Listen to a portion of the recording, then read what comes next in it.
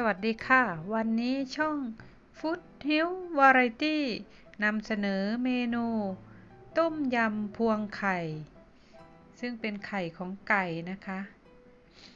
ส่วนผสมจะมีอะไรบ้างเราไปดูกันค่ะ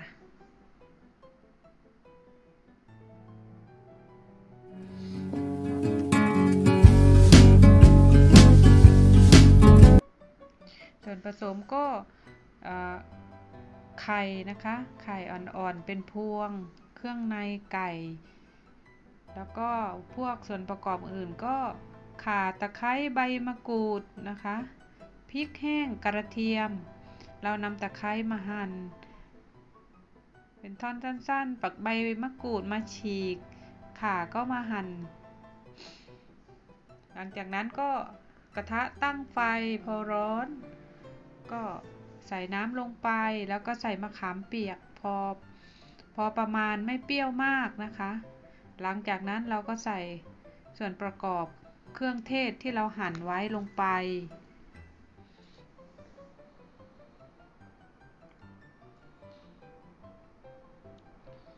ส่วนพริกแห้งนะคะพริกแห้งกับกระเทียมเหยาะเกลือเล็กน้อยแล้วก็ใส่ครกตำพอแหลกนะคะ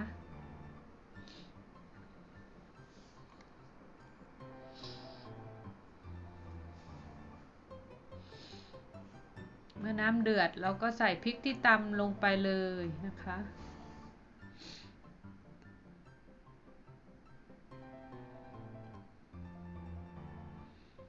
ปิดฝาไว้รอน้ำเดือดพอน้ำเดือดได้เราก็ใส่ผงปรุงรสลงไป 1-2 ช้อนชาเกลือ1ช้อนชาผงชูรส1ช้อนชา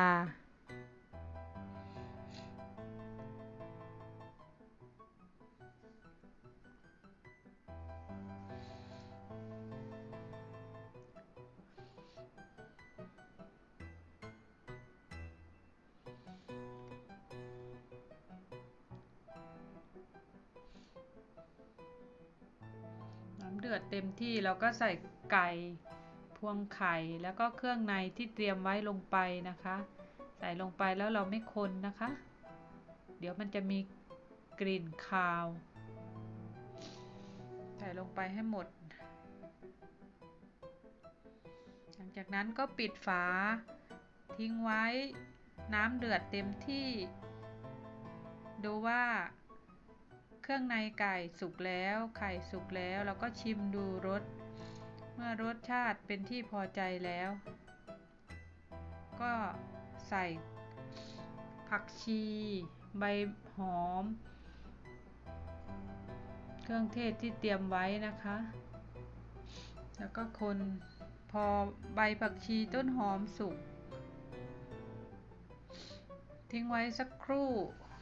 ก็ปิดไฟตักมารับประทานได้ค่ะ